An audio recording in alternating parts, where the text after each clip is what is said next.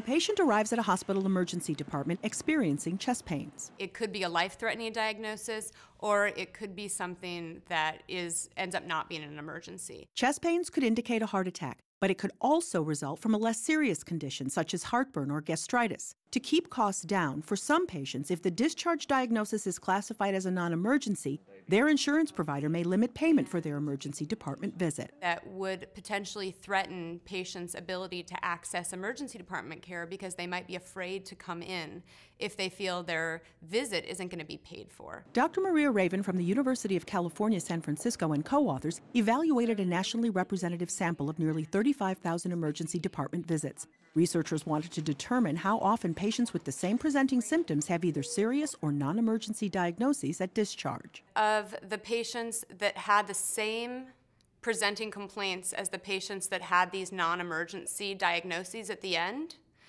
a substantial portion needed to be admitted to the hospital. The study appears in JAMA, Journal of the American Medical Association. The vast majority had abnormal vital signs. Many arrived by ambulance. A substantial proportion needed to go to the operating room from the emergency department.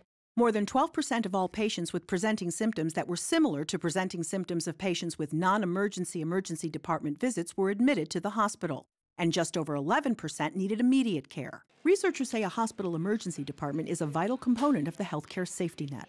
Policies to discourage use of this needed resource for a lot of people, especially Medicaid patients who often don't have the same access to other care and who are, some of the people that are most vulnerable to these policies, is not good policy.